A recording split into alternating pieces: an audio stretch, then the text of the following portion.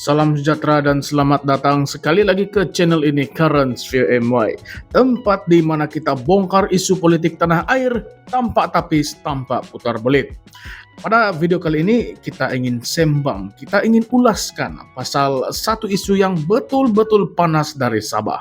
Ya, kali ini bukanlah pasal banjir, bukan juga pasal ekonomi, tetapi pasal pertelagahan terbuka antara UMNO Sabah dan juga Star Sabah.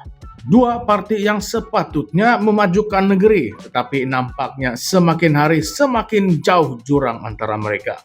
Kamu mesti pernah dengarkan pasal kenyataan Ketua Penerangan Star Sabah, Anwar Ghani, yang dikatakan mempertikaikan kerjasama antara Gabungan Rakyat Sabah GRS, Barisan Nasional, dan juga Pakatan Harapan.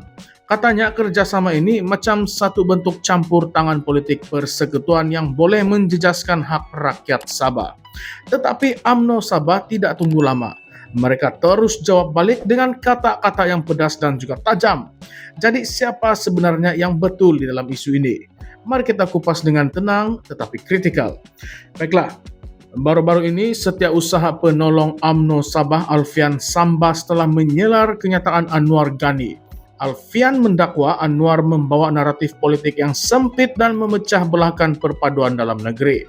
Katanya Anwar masih terperangkap dalam mentaliti lama yang menggambarkan Sabah sebagai mangsa kekal kepada kerajaan pusat. Alfian menyatakan bahwa kenyataan Anwar seolah-olah menafikan segala kemajuan yang telah dicapai sejak pelaksanaan Perjanjian Malaysia 1963. Menurutnya, Sabah sepatutnya melihat ke hadapan, bukanlah terus mengulang naratif lama yang kononnya Sabah selalu dianaktirikan. Tetapi kalau kita lihat kenyataan Anwar pula, dia sebenarnya menyuarakan kebimbangan ramai rakyat Sabah. Dia membantah usaha Perdana Menteri Anwar Ibrahim dan Timbalan Perdana Menteri Zahid Hamidi yang mahu memperkukuhkan kerjasama politik antara GRS, BN dan juga PH. Bagi Anwar, kerjasama sebegitu hanyalah akan melemahkan kuasa politik tempatan Sabah dan mencabul semangat asal ME 63 yang menjanjikan autonomi tertentu kepada negeri itu. Dan benda yang betul-betul mencetuskan kontroversi ialah isu pemberian interim special grant sebanyak 600 juta ringgit oleh Perdana Menteri kepada Sabah. Anwar kata itu hanyalah gula-gula politik. Jumlah kecil yang langsung tidak setimpal dengan hak sebenar Sabah yang patutnya menerima 40% daripada hasil yang dikutip kerajaan persekutuan dari negeri itu. Dia menuntut agar perlembagaan persekutuan dipatuhi, terutamanya artikel 112C dan jadual ke-10 yang menetapkan hak keuangan negeri Sabah dan juga Sarawak. Tetapi Alfian membalas balik nyataan ini dengan berkata kalau Anwar betul-betul faham perlembagaan, dia akan tahu bahwa hak keuangan Sabah tidak boleh ditentukan melalui retorik populis, tetapi kena melalui perundingan yang teratur dan berpandukan penilaian teknikal. Alfian juga tegaskan 600 juta itu bukanlah sekadar sweetener ataupun gula-gula politik, tetapi adalah hasil rundingan yang berasaskan garis panduan fiskal yang sah. Dan kamu semua tahukah, yang Alfian ini bukan sahaja sekadar membalas dari segi fakta keuangan. Dia turut mempertikaikan cadangan Anwar bahwa Sabah sepatutnya hanya dipimpin oleh parti-parti tempatan. Katanya ini pendekatan yang ketinggalan zaman dan boleh mengasingkan Sabah daripada pembangunan nasional yang lebih besar. Bagi Alfian, pandangan macam itu hanyalah akan membawa Sabah mundur ke belakang. Dia kata kita patut contohi kepimpinan seperti Tun Fuad Stevens dan Tan Sri Kasitah Gadam yang fokus kepada rundingan, perpaduan dan pembangunan berasaskan kerjasama dengan persekutuan. Tetapi sekarang saya ingin mengajak kamu semua, pendengar-pendengar Currents VMY, untuk fikir sekejap. Siapa sebenarnya yang betul di dalam pertelagahan ini? Adakah Anwar Ghani ini betul-betul membawa politik sempit seperti yang dituduh? Atau sebenarnya dia sedang bersuara untuk rakyat Sabah yang sudah lama rasa tidak puas hati dengan janji-janji persekutuan?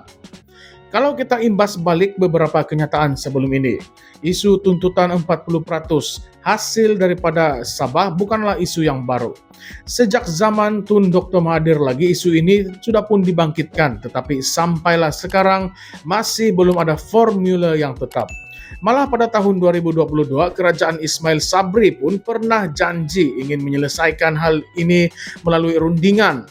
Dan tahun lepas, Menteri Ekonomi Rafizi Ramli kata pemberian 300 juta ringgit hanyalah bayaran interim, sementara formula sebenar sedang dimuktamadkan. Tetapi sampai sekarang masih belum ada apa-apa perkembangan yang konkret.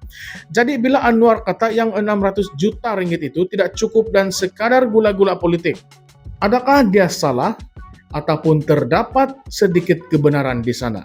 Apa kata Anda? Baiklah. Lebih menarik lagi, kenyataan Anwar ini datang pada masa Sabah bakal menghadapi pilihan raya negeri ke-17. Banyak pihak percaya bahwa dana 600 juta itu memang bersifat politik untuk menunjukkan bahwa kerajaan persekutuan sedang buat kerja di Sabah. Tetapi kalau tiada formula tetap dan tiada tarik jelas bila tuntutan 40% itu akan diselesaikan, bukankah rakyat Sabah berhak untuk merasa curiga? Sekarang kita masuk pula bab yang paling kontroversi. Nah, persoalan tentang siapa patut memimpin Sabah. Adakah benar hanya parti tempatan yang layak memimpin karena mereka lebih memahami denyut nadi rakyat Sabah? Ataupun adakah kerjasama dengan parti nasional seperti UMNO, PH dan BN penting demi kestabilan dan pembangunan jangka panjang? Kita juga kena tanya, kenapa apabila pemimpin Sabah bersuara lantang tentang hak negeri sendiri, mereka mudah dicop sebagai pembawa retorik sempit. Tetapi bila pemimpin dari pusat bercakap soal rundingan, itu terus dianggap sebagai rasional dan konstruktif. Adakah kita sedang melihat double standard di dalam politik Malaysia? Siapa yang tahu? Dan yang paling penting, adakah suara Anwar mewakili rakyat Sabah keseluruhan atau ini cumalah strategi STAR untuk menonjolkan diri sebagai wira tempatan? Sebaliknya, adakah UMNO Sabah pula hanya menjaga hubungan baik dengan pusat karena bimbang kehilangan pengaruh politik? Semua persoalan ini tidak ada jawaban yang mudah. Tetapi satu perkara yang pasti, rakyat Sabah ini makin celik, semakin berani bersuara dan semakin kurang sabar menunggu janji-janji yang tidak ditepati sejak lebih 60 tahun. Perjanjian ME 63 bukanlah sekadar dokumen sejarah. Ia adalah janji yang masih lagi tertunggak. Jadi sekarang saya ingin bertanya kepada Anda semua, adakah UMNO Sabah benar-benar berjuang untuk Sabah atau mereka lebih selesa dalam zon selamat dengan kerajaan pusat? Adakah Anwar Ghani dan STAR Sabah membawa suara rakyat sebenar atau sekadar bermain sentimen untuk pilihan raya? Anda yang menonton sekarang, suara Anda sangatlah penting. Jangan hanya jadi penonton, tetapi jadilah rakyat yang kritikal dan peduli. Komen di bawah, kita ingin tahu apa pandangan Anda semua tentang isu ini. Siapa yang sebenarnya sedang pertahankan Sabah? STAR atau UMNO Sabah? Atau mungkin kedua-duanya sekali? Dan atau mungkin masing-masing ada agenda tersendiri? Baiklah, kalau Anda suka ulasan ataupun kupasan macam ini, jangan lupa untuk tekan like, share, dan subscribe kepada channel Currents VMY. Di sini kita bukan sekadar melaporkan, kita bahas, kita cabar, dan kita persoal. Sampai jumpa dalam video seterusnya, terus kekal kritikal, terus kekal bebas. Salam sejahtera, salam perjuangan, sekian saja semua, terima kasih.